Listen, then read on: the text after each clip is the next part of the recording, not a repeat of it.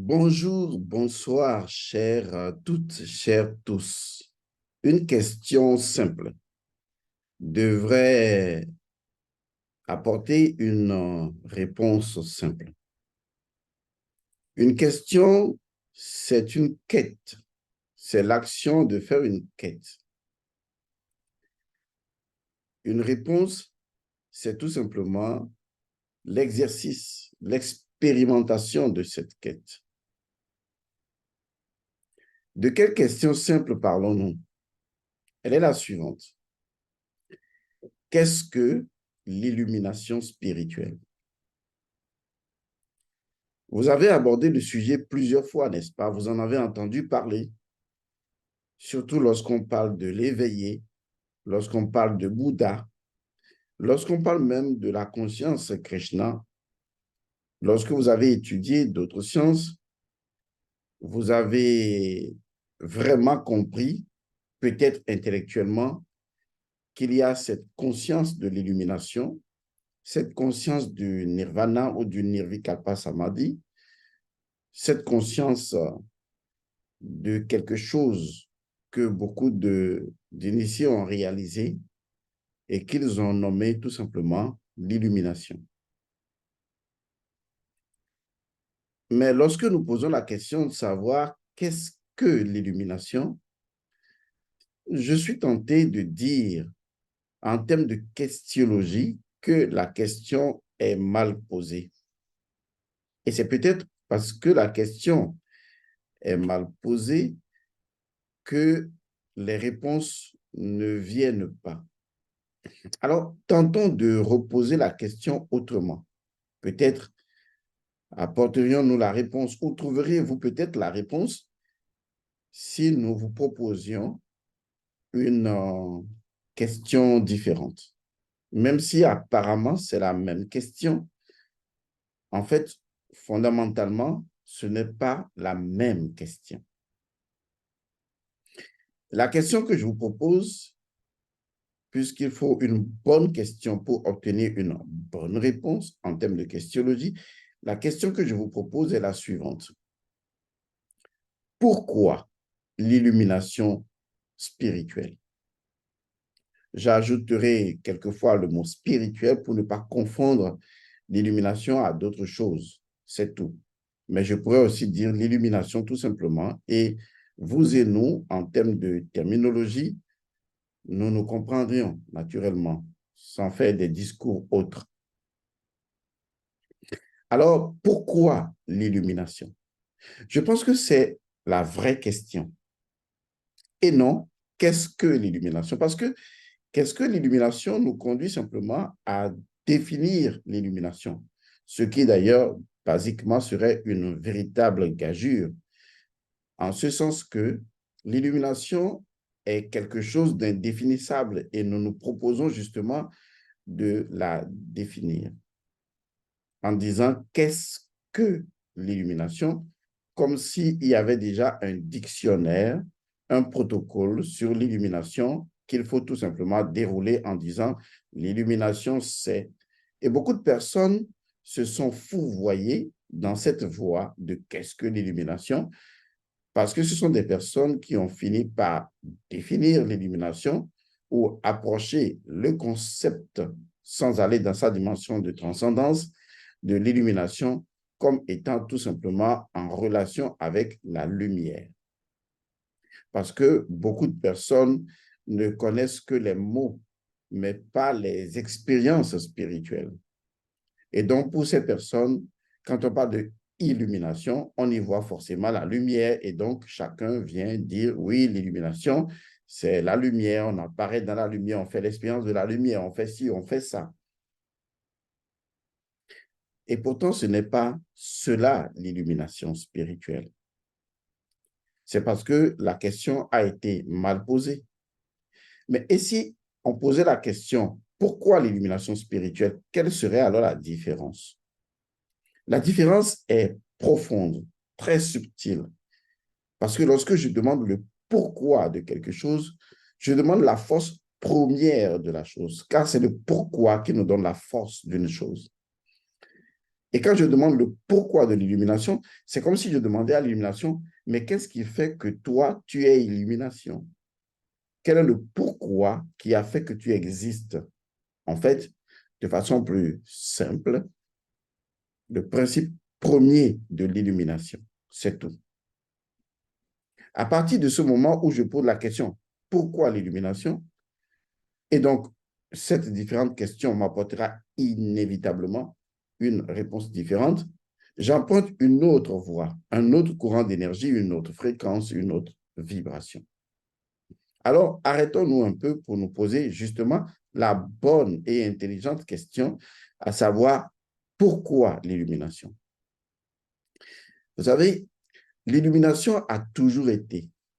Il n'y a jamais eu un moment de l'histoire de l'humanité, de l'histoire du cosmos, de l'histoire du tout, où l'illumination n'a jamais été. L'illumination a toujours été. Parce qu'en réalité, tout ce qui existe, je dis bien existe, c'est-à-dire tout ce qui sort de la vie pour venir à l'existence, et j'ai toujours fait la différence entre les deux pour ceux qui veulent se permettre d'être un tout petit peu intelligents. La vie, c'est la présence. L'existence est une manifestation à l'intérieur de la présence. La présence est immatérielle, eh bien, l'existence est forcément matérielle, même si l'existence est mue par une dimension immatérielle. Et donc, lorsque je parle de la vie, d'abord, je parle de la vie en tant qu'essence, en tant que réalité sans forme, pouvant justement créer des formes, pouvant être la source et la matrice de toute forme, et justement, lesquelles formes peuvent également transmettre la vie. Donc, la vie est non seulement immanente, la vie est transcendante. C'est pourquoi la vie fut toujours appelée le cachet, c'est-à-dire Amon. Lorsque vous trouverez le cachet du cachet du cachet du cachet, il y a une seule chose qui restera infiniment cachée, c'est la vie. Et en dehors de la vie, il n'y a rien d'autre que la vie. Car même le néant est vivant. Autrement, on n'en parlerait pas. La vie est ce qui rend le néant vivant. Autrement, le néant ne serait pas. Donc, la vie est différente de l'existence parce que la vie est informe, l'existence est forme et mouvement. OK? Cette petite précision métaphysique devrait pouvoir vous aider à vous clarifier un peu l'esprit. Maintenant, revenons à ce qui nous concerne. Je disais tantôt que lorsque les choses passent de la vie à l'existence, elles passent forcément, incontournablement, par la phase de l'illumination. Cela veut dire que toute l'existence est née de l'illumination de Amon. Toute l'existence est née de l'illumination de Amon à travers Ré, qui en fait représente également l'illumination spirituelle. Et donc, tout ce qui existe, tout ce que je peux toucher en termes de mouvement, de forme, de géométrie, tout ce que je peux saisir avec mes différents sens et même avec mes sens extrasens, tout cela est né, est généré, est engendré, tout ce que vous voulez est créé à partir de l'illumination spirituelle, du Dieu Atum, si vous voulez. En clair, cela veut dire simplement qu'il n'y a rien que je puisse toucher dans ce monde avec mes cinq sens. Il n'y a rien dont je puisse parler, y compris de vous, de moi, de tout ce qui existe. Il n'y a rien avec lequel je peux être en relation. Il n'y a rien qui ne soit l'énergie illuminée. OK, allons de façon simple. L'ordinateur avec lequel je me sers pour communiquer avec vous est né de l'illumination spirituelle, comme les montagnes, l'eau, l'air, la terre, le feu, le cosmos physique, les planètes, les choses que nous pouvons toucher, les rivières, les océans.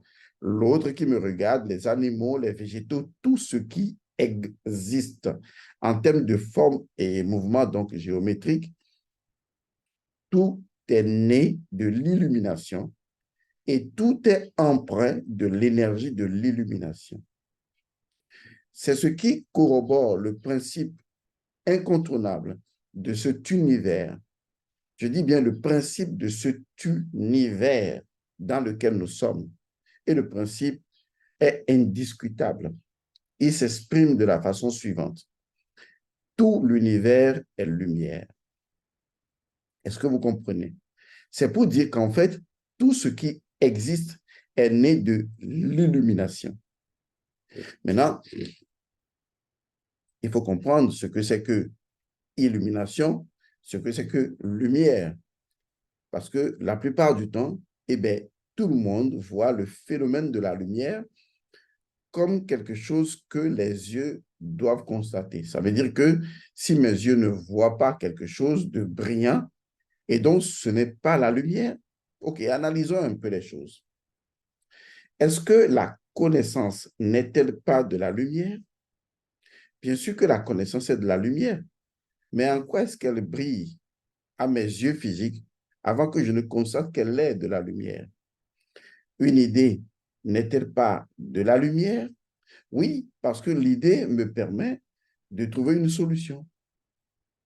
Est-ce que vous voyez? Ça veut dire que le phénomène de la lumière n'est pas forcément uniquement lié aux yeux. Mais à quoi donc la lumière serait-elle liée? Puisque effectivement, on peut dire que j'ai une nouvelle émotion qui m'apporte de la lumière dans ma vie. Mais ça ne veut pas dire forcément la lumière de quelque chose qui brille. Mais en fait, dans ce cas, à quoi rapporterions-nous alors la lumière? Et c'est là que ça devient intéressant. Lorsque nous mettons fin à un niveau d'illusion, alors ce qui émerge de cette illusion, c'est la lumière, qui n'est pas forcément associée aux yeux. Lorsque, c'est un exemple, je vis avec quelqu'un et je découvre à un moment donné que la personne est une menteuse et que je finis par accéder à la vérité des faits, le mot qui me vient à l'esprit, c'est « j'ai découvert la lumière sur toi ». Est-ce que vous voyez? J'ai découvert la vérité, donc la lumière sur toi. Mais ce n'est pas forcément quelque chose de brillant.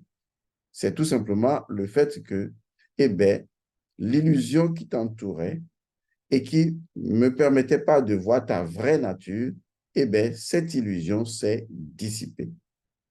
Et donc, du coup, on peut parler de illumination comme le fait d'accéder à un état de conscience, de transcendance et d'immanence dans lequel on met fin à l'illusion produite par les phénomènes.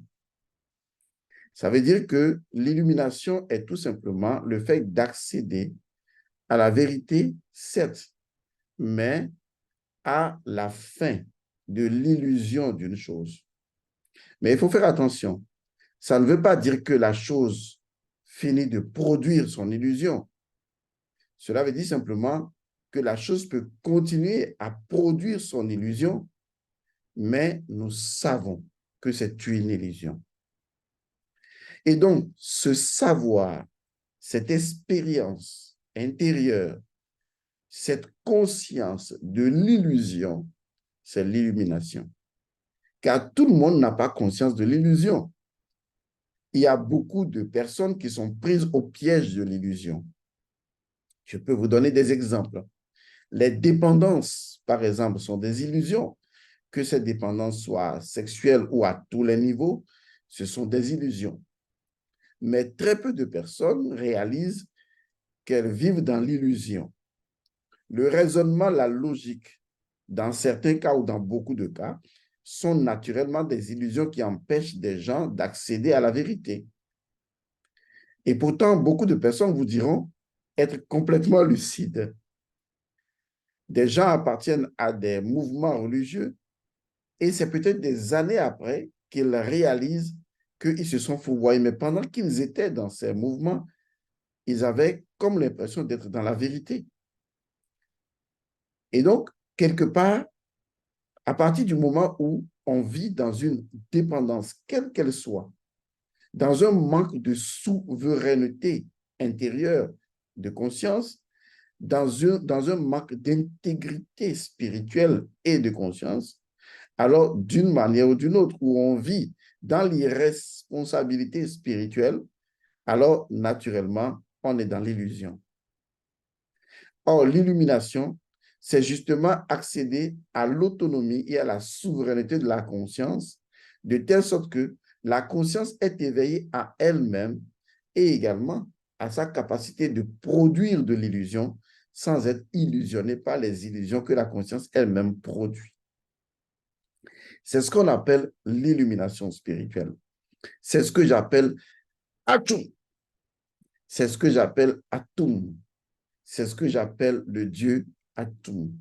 Et c'est d'ailleurs pourquoi j'ai créé la formation sur le code Atum, qui pourrait également être nommé le code de l'illumination spirituelle. Est-ce que vous commencez à voir un peu plus clair? OK. Revenons donc au contenu de ce que j'aimerais partager avec vous aujourd'hui. Lorsque j'avais lancé la formation sur le code Atum, j'avais dit que c'était une formation de formateur. En fait, je voudrais tout simplement dire qu'avec le code Atum, une personne pourrait justement découvrir, je dis bien découvrir, décoder le code de la conscience, décrypter le code de la conscience. Parce que le vrai problème est là. Nommez-moi une seule chose que vous faites et dans laquelle la conscience ne se trouve pas. Lorsque vous allez à la selle dans les toilettes, la conscience est présente. Lorsque vous mentez, elle est présente. Lorsque vous dites la vérité, elle est présente. Lorsque vous êtes en train de boire ou de vous amuser ou de jouer, la conscience est là. Il n'y a aucun domaine d'activité humaine, aussi bien non humaine, où la conscience ne se trouve pas. La conscience est la seule chose qui mérite d'être prise en considération parce qu'elle est au cœur de toute chose. Lorsque vous voulez faire les rituels, la conscience est présente et vous ne pouvez absolument pas l'éviter. Et tout dépend de la qualité de la conscience avec laquelle vous travaillez en ce moment. Ce qui veut dire qu'en fait, si vous étiez plus malin, vous diriez que le code Atum, c'est le fondamental en matière d'étude de la conscience qui permettrait justement de maîtriser tout ce qui m'entoure, parce que si je maîtrise le code de la conscience, donc si je maîtrise le Dieu Atum, je peux facilement faire ce que je veux en termes de rituel, en termes de désenvoûtement, en termes de désillusion. Je peux créer moi-même mon illusion et je peux mettre fin à l'illusion parce que je serai plénipotentiellement en possession de l'intégrité, donc de l'intégralité de la pureté, de la perfection, de la souveraineté de ma conscience. Lorsque vous entendez des enseignements de part et d'autre, quel est l'élément en vous qui évalue la pertinence des informations que vous recevez et qui viennent d'Internet? C'est la conscience. Cela veut dire que si vous ne récupérez pas votre conscience et que vous ne teniez pas votre conscience dans la main de façon complètement intégrale, une autre personne pourra flouer votre conscience parce que si vous étudiez le code Atum, vraiment, vous réaliserez que la conscience peut créer une illusion ou la conscience peut être induite en erreur pour créer une illusion. Mais attention, comment peut-on induire la conscience en erreur? De la même façon qu'on induirait un enfant en erreur parce qu'il n'est pas encore souverain, il n'est pas encore intégralement intègre, il n'est pas autonome au niveau de lui-même, il n'est pas totalement conscient de lui-même. Alors, remarquez que si vous arrivez à être conscient de vous, à être autonome et à être souverain, il serait très difficile à quelqu'un de vous influencer et donc de s'accaparer de votre conscience et de prendre votre conscience en piège. Pourquoi? Parce que vous avez votre conscience en main. Regardez aujourd'hui dans le monde, ce que Internet fait, c'est de vous prendre votre attention qui est justement la force d'énergie de votre conscience. Parce que là où va votre attention, c'est là que va l'énergie de votre conscience. Et cette énergie de votre conscience est influencée par les informations reçues. Et naturellement, la conscience est illusionnée par ces informations.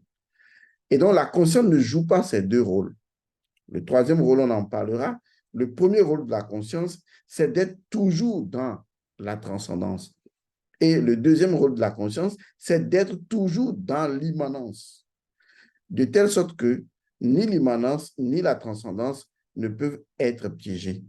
Cela veut dire que dans l'étude d'une information, pendant que j'étudie l'information au cœur de ma conscience, eh bien, cela n'empêche aucunement que ma conscience demeure transcendante et que ma conscience demeure immanente, et donc que ma conscience ne perde jamais son autonomie, sa souveraineté, en fait, que ma conscience ne perde pas sa conscience. Que ma conscience ne soit pas saoulée et emportée dans des dogmes, dans des vérités contre nature. En fait, la véritable lucidité de ma conscience, à travers ma conscience, avec ma conscience, pour ma conscience, est ce qu'on appellerait l'illumination. Parce qu'en ce moment, je suis la pleine conscience, la totalité de la conscience fondamentale.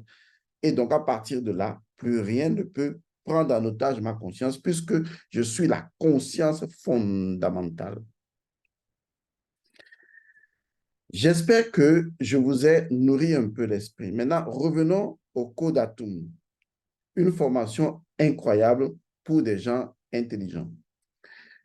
Lorsque vous savez que la conscience est au cœur de tout, je vous assure, s'il y a une formation que vous devez privilégier au-dessus de toutes les formations, mais même au-dessus de la vérité du sang, puisque vous devez faire la vérité du sang avec une conscience. C'est répété plusieurs fois dans la vérité du sang. Vous devez faire ça avec une conscience. Les rituels se font avec une certaine conscience. La mise en conscience d'une chose, comment peut-elle s'opérer alors que vous ne maîtrisez pas la première vérité qui est le Dieu Atum, le code Atum? Pourquoi est-ce que je parle aujourd'hui de la formation le code Atum? C'est parce qu'il y a la dernière grande partie de cette formation que nous allons finir dans le groupe de formation, le code Atum. Et il y aura 3 chapitres qui vont finaliser, n'est-ce pas, la formation sur le code Atum. Parce que j'ai dit que toutes les personnes qui sont dans la formation le code Atum recevront une certification de ma personne signée par moi. Et cette certification prouvera que ces personnes ont connu la formation le code Atum et que ces personnes ont maîtrisé la formation le code Atum. Et donc, il en va de fait que je vous ferai des tests. Il y aura en l'occurrence 2 tests, sinon 3. Le 3e test étant le test fait vous, pour vous-même, par vous-même. Ça ne me concerne pas. Je vous expliquerai cela. Mais il y a 2 tests que je vous ferai. Et c'est à la suite de ces 2 tests, à vous tous qui êtes dans la formation, le Code Atum, c'est à la suite de ces 2 tests que vous recevrez votre certification physique imprimée sur laquelle Elmore Godson va vous certifier que vous avez suivi effectivement et maîtrisé la formation, le code Atum. Mais que personne ne s'y trompe, que personne ne pense, oui, comment il va faire pour nous tester? Parce que finalement, moi, j'ai le cours avec moi. S'il me pose juste une question, j'écoute le cours et je réponds. C'est normal. C'est de bonne guerre. On est d'accord. Maintenant, je vais vous expliquer la suite dans la formation, le code Atum. Comme ça, chacun pourra se préparer à cette formation-là. D'abord, la première chose à savoir, c'est que nous allons faire une visioconférence dans le groupe Le Code Atum le 30 septembre. Et dans cette visioconférence, nous allons commencer à aborder les 3 chapitres qui restent, c'est-à-dire la dernière grande partie constituée de 3 chapitres qui restent dans le Code Atum. Premièrement, le 30 septembre, et je dis pour ceux qui sont dans le groupe, le Code Atum est toujours ouvert à toute personne qui veut rentrer dedans. Parce que quand même, avoir une attestation d'avoir suivi une formation chez nous, compte tenu de ce que nous sommes aujourd'hui, sans aucune arrogance de notre part, c'est quand même quelque chose de fier, quoi. Vous comprenez ça? Maintenant, il y a des conditions qui font qu'on le fera en temps et en heure. Donc, le samedi 30 septembre, nous allons commencer une visioconférence.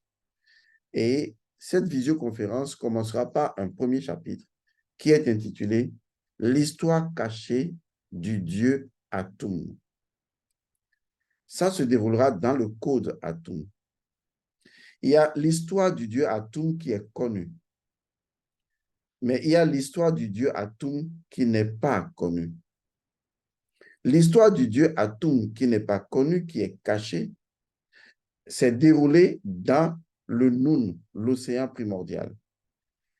Car avant que le Dieu Atum ne devint plus tard l'éveillé de Bouddha, de Krishna ou Atum tout simplement, eh bien, il fallut pour lui, dans l'océan primordial, régler un certain nombre de choses. Autrement, il ne pourrait pas devenir Atum. Sa véritable histoire ne se trouve pas dans l'Énéade, donc. Sa véritable histoire se trouve tout simplement dans le Nun, avant l'apparition du dieu Atum par l'autogénèse. Dans cette histoire symbolique du dieu Atum, nous allons en parler le 30 septembre, puisqu'on a 3 chapitres dans la dernière grande partie du Code Atum. On a ce chapitre-là intitulé « L'histoire cachée du dieu Atum ». Ensuite, il y a le deuxième chapitre qui est intitulé « Technique de régression dans le temps et conscience de l'innocence ». Ceci, c'est à la fois un cours et une pratique. Un cours parce qu'il faut que je vous explique ce que c'est que la régression dans le temps et la conscience de l'innocence. Et pourquoi donc? Nous, on est toujours dans le pourquoi donc. Pourquoi la régression dans le temps? Pourquoi la conscience de l'innocence? Parce que ce sont des éléments fondamentaux, indispensables, incontournables à l'illumination spirituelle. Sans cela, ce n'est pas possible d'atteindre l'illumination spirituelle. Cela ne veut pas dire que, parce que vous n'avez pas atteint l'illumination spirituelle, que l'univers n'est pas illuminé. Non, tout l'univers est illuminé. Tout l'univers vibre de l'illumination spirituelle du Dieu Atum. Tout l'univers est né de Ré. Est-ce que vous comprenez cela? Ça veut dire que quel que soit ce que vous touchez, la chose vibre de sa propre illumination spirituelle. Autrement, la chose ne pourrait même pas exister. Car l'existence, c'est la naissance de l'illumination spirituelle sous forme de mouvement et de forme. Est-ce que vous commencez à comprendre? Et donc, vous devez prendre conscience que vous êtes déjà dans l'illumination spirituelle. Vous êtes déjà des êtres illuminés. Vous vivez déjà constamment, continuellement dans l'illumination spirituelle. Et donc, il s'agira tout simplement de mettre fin à l'illusion dans la conscience, de la conscience, par la conscience, qui vous a toujours fait croire que vous n'étiez pas des êtres illuminés. Maintenant, c'est un peu plus clair, n'est-ce pas? Excusez-moi, d'accord. Donc, deuxième chapitre que nous allons aborder est intitulé « Technique de régression dans le temps et conscience de l'innocence ». Deuxième chapitre. Et le troisième chapitre, c'est tout simplement « Puissance magique et illumination spirituelle ». En fait, nous allons déboucher sur la capacité que vous avez d'être des êtres purement et simplement illuminés. Récupérer l'autonomie de votre conscience, et ceci de façon pratique. Voici les 3 chapitres que nous allons aborder. Je répète les 3 chapitres. Premièrement, l'histoire cachée du Dieu Atum. Deuxièmement, technique de régression dans le temps et conscience de l'innocence. Troisième chapitre, puissance magique et illumination. Je l'ai encore nommé ce troisième chapitre d'un nom plus simple, l'éveillé.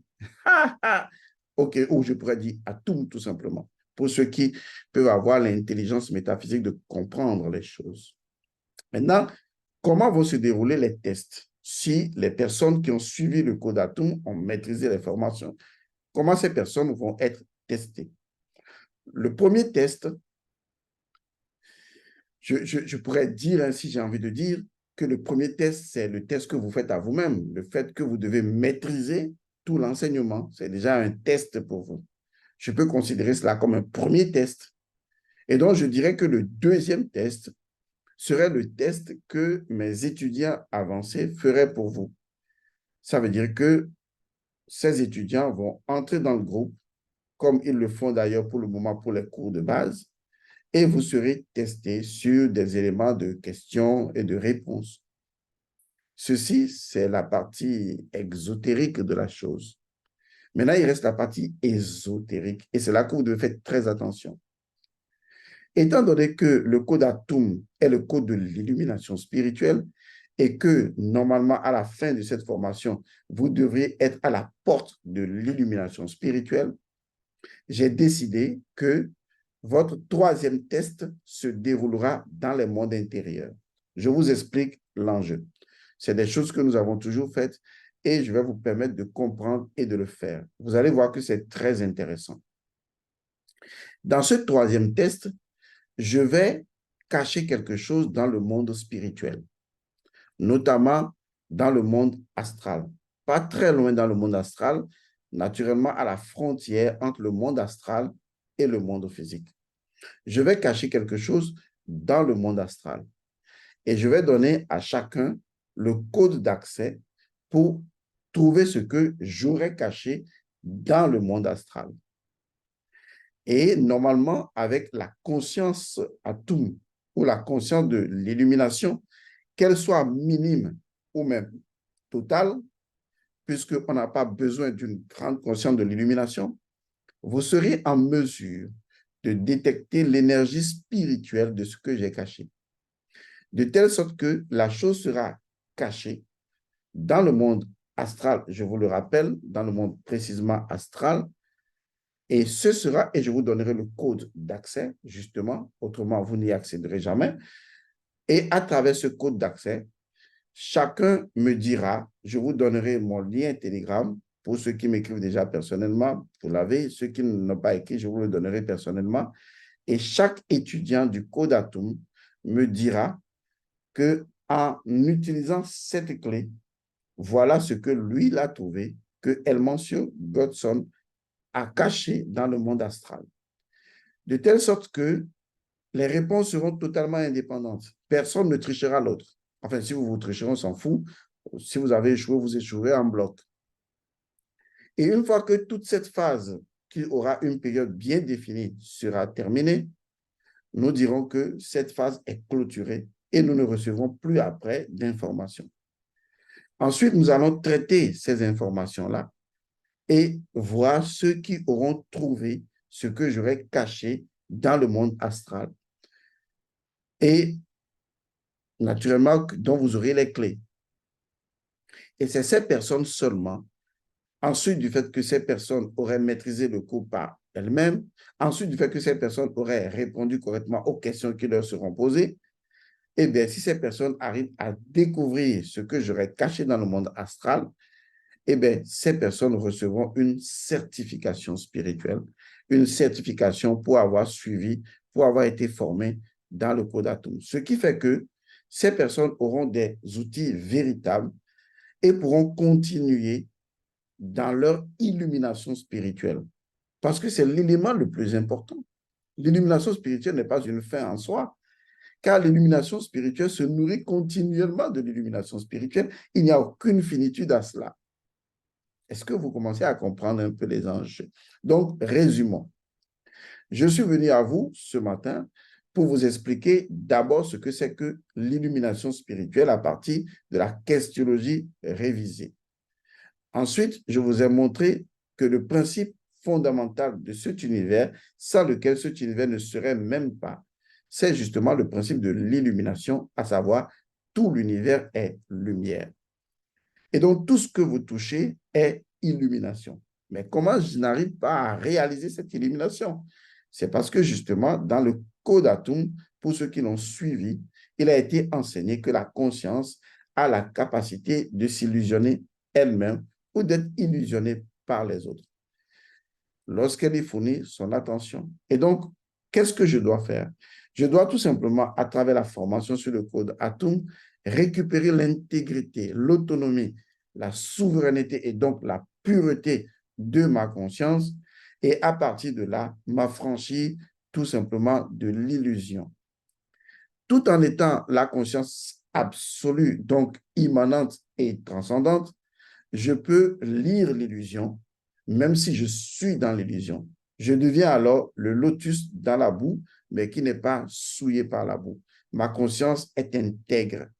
En fait, c'est ce qu'on appelle la conscience fondamentale. Une fois que j'arrive à comprendre tout ça et à commencer à m'exercer, surtout à partir des 3 chapitres qui vont suivre, premièrement, à savoir l'histoire cachée du Dieu Atum, donc comment le Dieu Atum parvint lui-même à l'illumination en déclarant Atchoum. Deuxièmement, la technique de régression dans le temps et la conscience de l'innocence. Et enfin, justement, le 3e chapitre, l'éveillé, que j'ai encore nommé puissance magique et illumination. Maintenant, après cela, vous allez subir des tests. Le premier test, c'est qu'il faut vous tester vous-même. Donc, le premier test est votre propre maîtrise du code Atum. Le deuxième test, c'est les tests que vous feront mes étudiants, des tests réponses, questions pour savoir si vous maîtrisez la formation. Et le troisième test, je vous le ferai moi-même. Ce test consistera justement, en ce qui me concerne, à cacher quelque chose dans le monde astral. Après vous avoir enseigné technique de régression dans le temps et conscience de l'innocence et atteindre la dimension de mettre fin à l'illusion, je vais vous donner les clés qui vous permettront justement de détecter l'énergie spirituelle de ce que j'aurais caché dans le monde astral. Et chacun me répondra individuellement dans Telegram par un message en me disant voilà ce que tu as caché, voilà ce que tu as caché, voilà ce que tu as caché. La liste de toutes ces personnes va être faite et c'est à ces personnes-là, les personnes qui auront maîtrisé l'enseignement, qui auront démontré avoir bien répondu aux questions-réponses et les personnes qui auraient trouvé donc ce que j'aurais caché dans le monde astral, ces personnes recevront une certification spirituelle de ma personne pour avoir maîtrisé le code Atum. Le plus important du code Atum, ce n'est pas le fait qu'on a amassé de la connaissance. Non, le plus important, c'est d'être éveillé. Est-ce que vous voyez? Et là, l'énergie spirituelle ou votre capacité à saisir une énergie spirituelle, elle va vous demeurer pour toujours. Et cela, vous pourriez la croître encore et encore à travers les techniques que je vous enseignerai. Maintenant, vous avez tout compris.